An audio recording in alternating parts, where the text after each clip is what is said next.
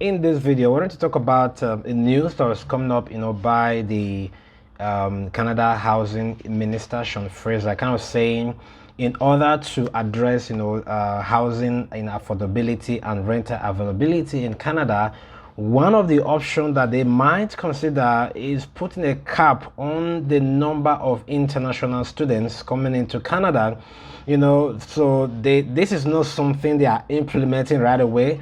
It just means it's an option that they might consider in the future because the cost of rent has actually increased drastically in the last couple of years. And like in 2022 alone, about 800,000 international students came into Canada. Maybe they're thinking this may also be the reason why there is an increase in rent, but this may not necessarily apply to all of the provinces in Canada. I would say this is particularly true for a place like Ontario.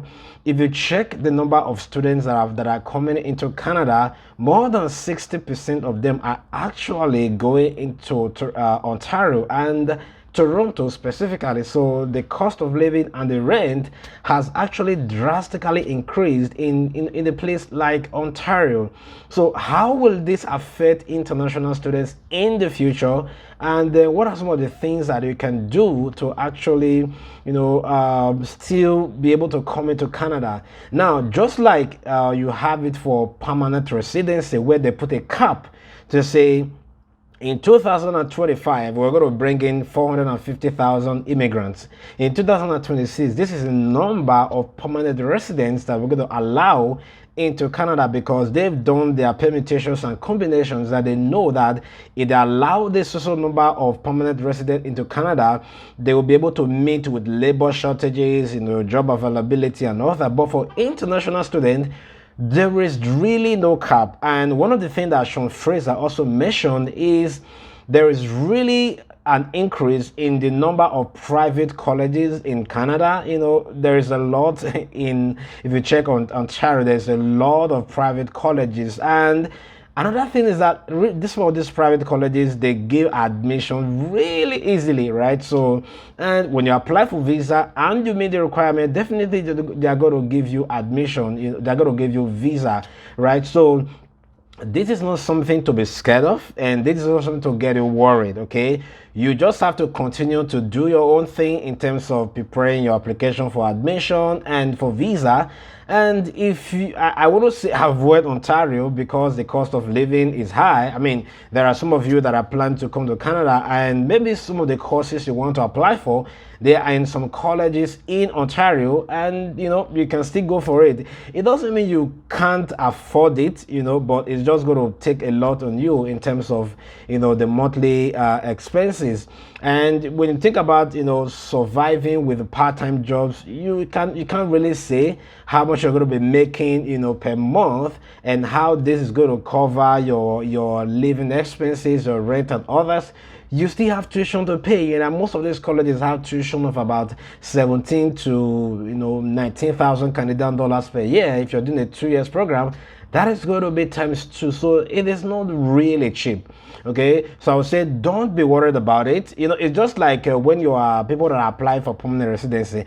Even though there is a cap on permanent residency, it doesn't mean they still don't give people. It just means they're going to raise the bar a little bit in terms of whatever the score and the requirement is going to be, and then they can put a cap and say, okay, per draw, we're going to be giving so number of people for permanent residency. They might do something similar to that. It's okay, for this particular year, this is a number of international students that we are going to be giving study permit to, and then maybe they might change something in terms of their requirement. This is just like speculations. Maybe instead of the proof of fund requirement to be cost of living to be $10,000, they may say, oh, let's increase that. Okay, because when you already increase some of those parameters, I mean, it's going to reduce the number of people that meet that requirement. Okay, so I'll say still do your own thing, get ready. Anything can happen, right? They can wake up tomorrow and say this is a new thing and things are changing. Okay, so don't be worried.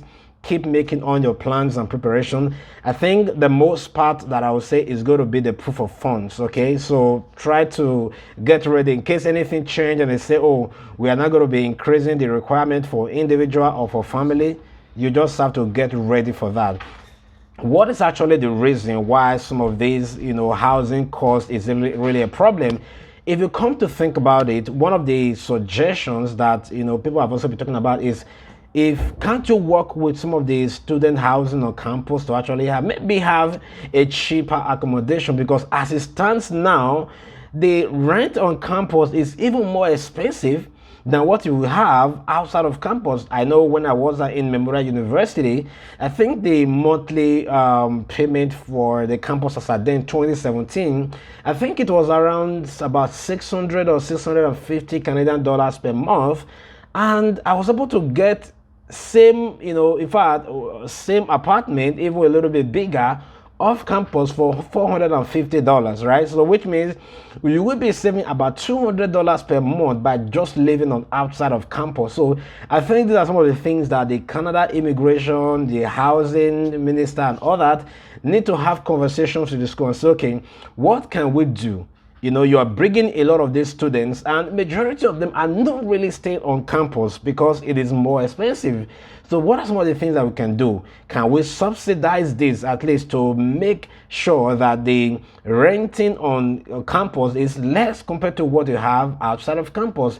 If you can do this, I think it's really going to ease and help a lot of students to actually be able to afford something cheaper.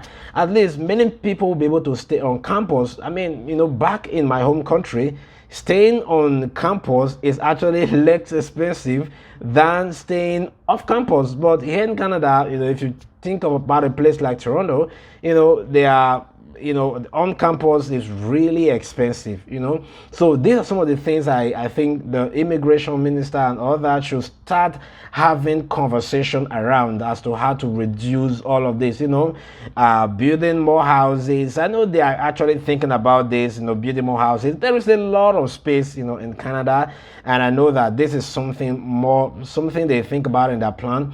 It's not really that the houses are not there. It's just that sometimes it's really expensive.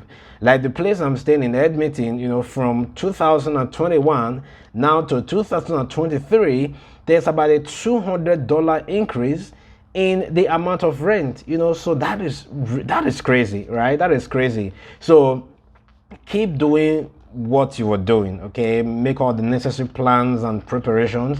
And if you will be able to get a school in a place like, let's say, Alberta, Saskatchewan, I haven't really seen anyone complaining in Alberta about not getting a house.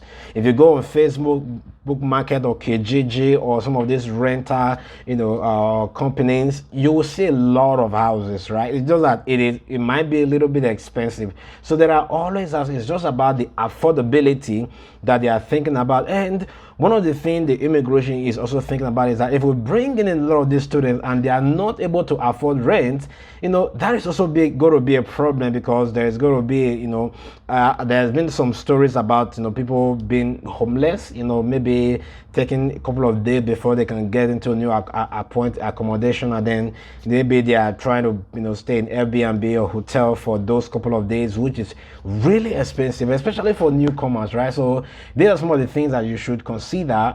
What I would suggest is, it depends on the province where you are coming to. Do a little bit of search as to how the housing market actually work there. What are some of the websites that they can use to get affordable houses, and then start checking on time, so that when you arrive, it's going to be much easy. At least there are places you've already checked online. You can set up appointments with the landlord, to be able to go view, or the house agent to be able to go view some of those areas, so that it becomes easy for you. So don't just say, oh well, when I come to Canada, I will just figure out everything. That is usually a problem that a lot of people make. No, do your own background search, do research. If you can get, it's really hard to get full accommodation before you arrive in Canada, because number one, you've not viewed the place, and then even though you view the place maybe online, and you're asked to sign a year lease. What about if you come to the place and if you come to Canada and you don't like the place, you're basically stuck. except you want to pay a couple of thousands of dollars, you know, to be able to get out of that lease agreement. Because if you say 1 year, it means that you're making commitment to stay there for 1 year. The good thing about lease is that if you have a lease of, let's say, 500, let's say 600 Canadian dollars per month, if you sign a year lease, even though there is a change in the market with inflation and all other things, you're not going to be paying in an increased price.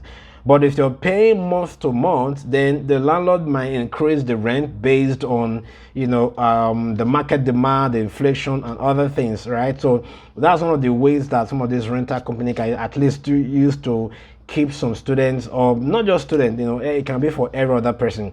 One of the things that the immigration ministers just to think about is the fact that it is not just international students that are really, you know, having this housing crisis and all that. There are still a lot of people that are coming in as permanent residents. You know, the thing about permanent resident that it may not 100% affect them that much is at least majority of them that are coming, maybe they've had some funds. That's why you need to show at least, I don't know if it's, you know, 15,000, 16,000, something like that cost of living, to show that when you come to Canada, you will be okay as a permanent resident, right? So majority of them already have something, you know, to be able to put their head on when they arrive in Canada. Although for international students, you will still be required to show about 10,000 Canadian dollars for your cost of living. And for most permanent residents, within a year, 2-3 years, majority of them are able to get their own houses. It depends on the province, right? Of course, if you're in a place like Toronto, you know, Vancouver, their prices are really expensive for housing over there, right? Maybe it might be a little bit less for some other provinces as well. So it's just in news, you know, it doesn't mean it has been implemented. So don't lose sleep over that, okay? Keep making all the plans and preparation, you know, in your journey to Canada. And then because of this, I think you're going to be needing a little bit of more, you know, guide to make sure that you actually do this application the first time the best way, okay? So if you're really planning to do your application, I have a one-on-one mentorship program. I can give you some advice and some hints to have the best application so that you can rank the best in case they are not ranking students, you know, based, I don't know if they want to do comprehensive ranking score for students and they rank them based on different parameters. So I can definitely offer you some guide on in that process, and then reach out to me. There's going to be a link in the description. You know, reach out to me through my website, and then I'll be able to help you in putting, you know, guiding you, just providing insight in your admission and your visa application for Canada. So that's going to be it for this video. If you found this video useful, why don't you consider hitting that like button? And if you haven't subscribed, do it to subscribe so that whenever new videos are released, you will be the first person to get notified of my video. Once again, thank you so much for watching this video. I'll see you in the next video. Cheers.